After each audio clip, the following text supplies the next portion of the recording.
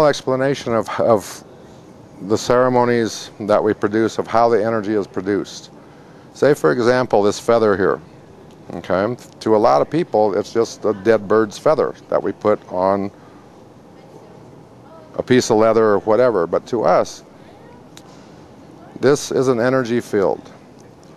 It will harness energy. Say, for example, if I'm releasing an energy right now, a negative thought, if you will, that negative thought is an energy. We can't really see it, but we know it's being released from us. And what we do with these sacred items like this is that we harness that energy away from us, and then we throw it. We throw it off of this universe. So these are what we call sacred item tools, because what we don't want to do many times is we don't want to use our hands, because if our hands connect with that negative element again, it's going to go right back into our system, even if we try to shake it off. Sometimes we can do that with other means, like the sages or whatever, but these sacred tools are a helper to release the energy off of ourselves, or another person, or another plant, or an animal, or whatever. And so when you see Native American people using feathers, that's what these represent, is collecting the negative energy and relieving it and putting it someplace else. So these are very, very powerful tools. And again, like I say, we don't really actually need these to do that, but we need a form of protection around our physical hands so we don't absorb that energy through our physical bodies. So this is one example of how we use our sacred items. So we look for a common denominator of all of the heartbeats that are in the ceremony. And we find it through our hand. We can feel the energy of the people, of the ancestors, and we find that common energy of all of our hearts beating as one with the Mother Earth and with all of the plants and the animals and all living things. And so as we find this energy in ourselves, we look amongst the people and everything that is in our environment, and we try to find a heartbeat. It's a heartbeat that we all can recognize, all living things.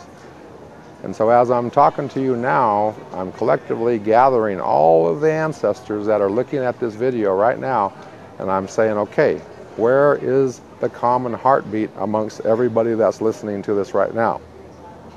And so I go deep into my thoughts, and I feel the energy of the people, of you looking at this video right now, looking at your ancestors, calling them forward to where I'm at right now. Everybody in this building that we're in, collectively, the plants and the animals that are in this particular area, and I find that energy in my own heart, and then I release it through my hand. And so that releasement kind of sounds like a heartbeat.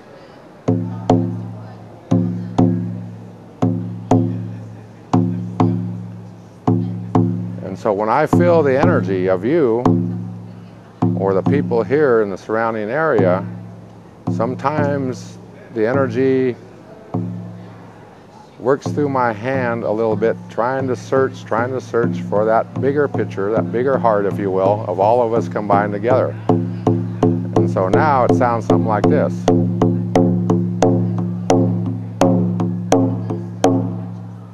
Very, very strong energy. So the drums represent the energy that's being collected. The stronger they become, that means there's more energy there for the drummers to work with. If there's a low vibration, a low energy, maybe too much negative or whatever, it might sound something like this. Very low vibration. It doesn't create any stimulus, any energy for anybody. It's a really, really silent heartbeat. For me, a heartbeat like that is very, very sad. Needs some healing and needs some energy. And so I collectively look out there. Where is the energy at? Where can we get this moving? And so as I collect it more and more and more, and I feel it in my own body, then I resonate back out.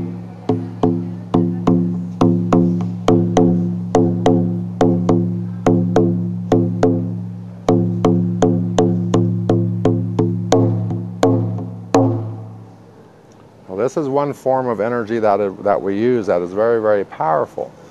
because it resonates with our own heart and all of the hearts of the plants and the animals, the Mother Earth, everything that is in a living form. So these are one ways that we use energies in our ceremonies. As we come along, we have skilled engineers, if you will, that produces a sound like this. There are many different sounds to the drum. The original drum, the first drum that we ever had on this planet, it wasn't in any physical form like this. It came from our heart. That was our first drum. When a woman had her baby, placed the baby upon her chest, that baby heard that heartbeat. That was the first drum. And so as we continued on, we wanted to emulate that heartbeat for our children. And so we started to create. The first drum that I ever went to sleep by was what we call a Mother Earth drum. It didn't have anything to do with any qualities like this drum here.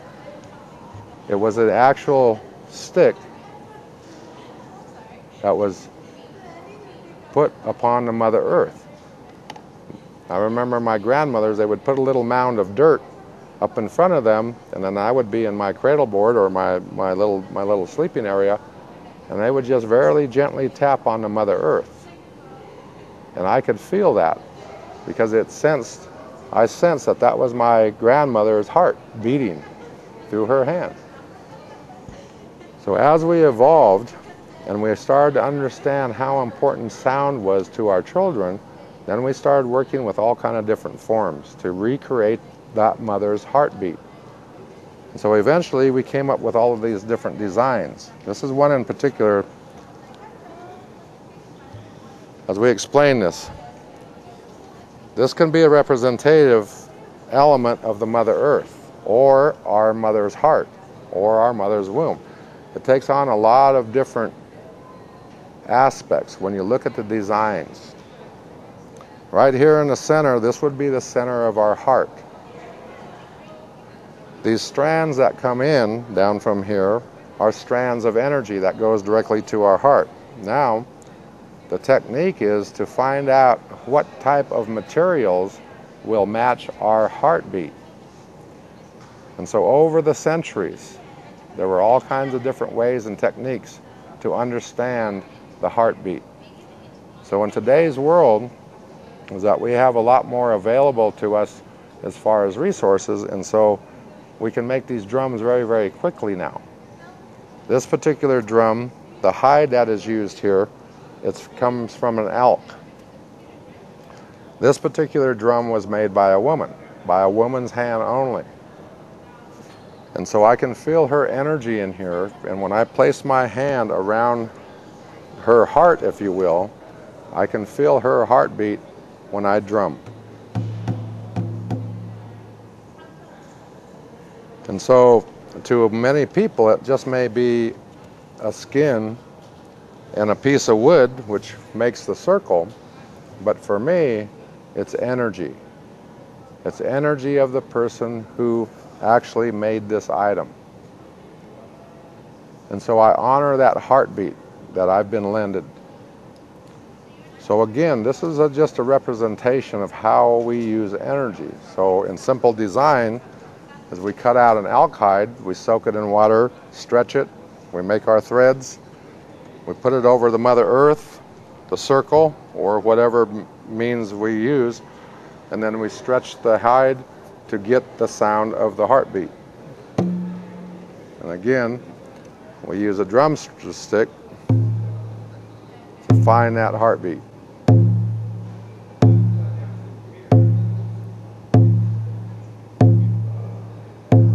And it's very comforting when you can find that in a sacred item.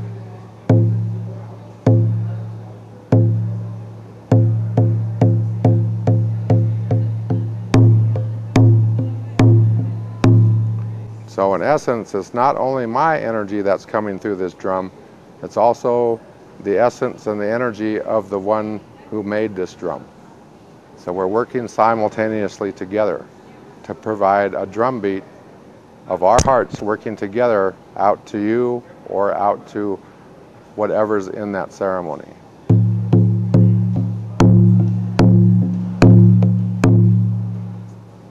So I hope this kind of explains a little bit more about these sacred items that we use.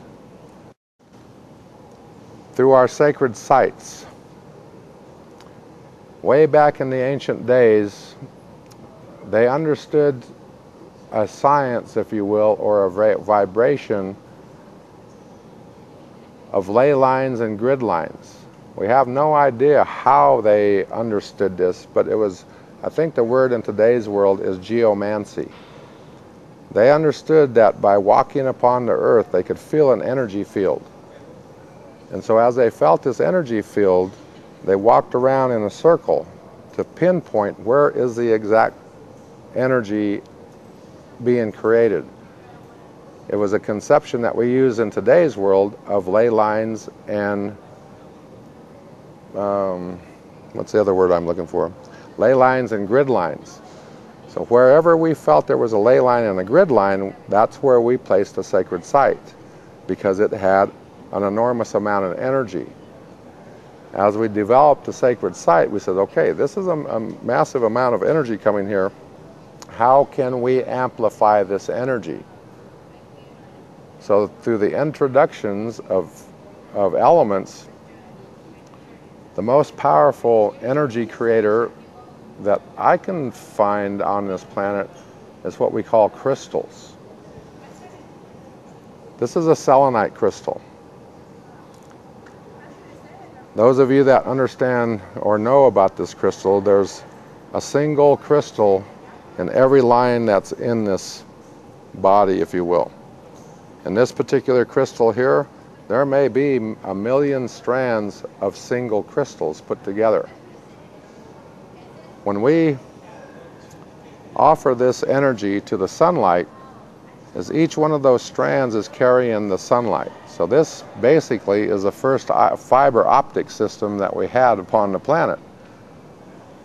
So as we create an energy field in our thought, in our heart, is that, okay, we need to bring energy in to help our plant nation or to help our animal nation.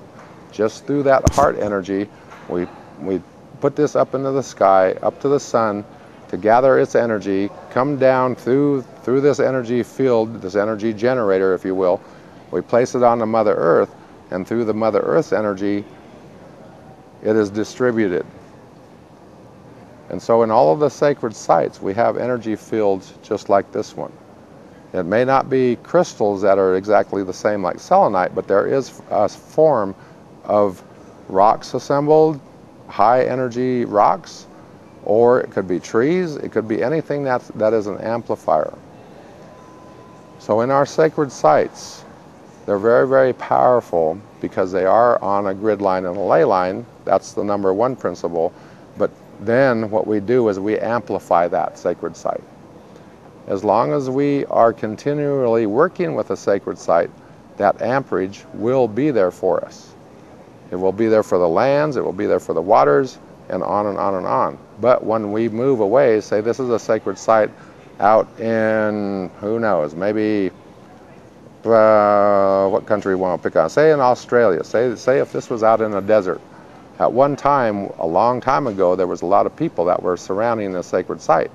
Well, as time went on, when they started to leave, the human energy was also needed too to keep this alive. Well, as the humans left this area, the energy wasn't as profound. There's still energy there, but it's not at its optimal generating power, if you will. And so many of the sacred sites go dormant. So this is what we're trying to encourage the Native American people around the world too, is how important our sacred sites truly are. They're generators of energy. And so I'm asking the people who understand this kind of knowledge is to start working with the sacred sites again to bring that generator back to life. So these are some of the ways that we're trying to help our own selves understand energy and how important the sacred sites are. This will bring and help us bring back the energy of that love element that we're talking about. So the stronger our sacred sites become,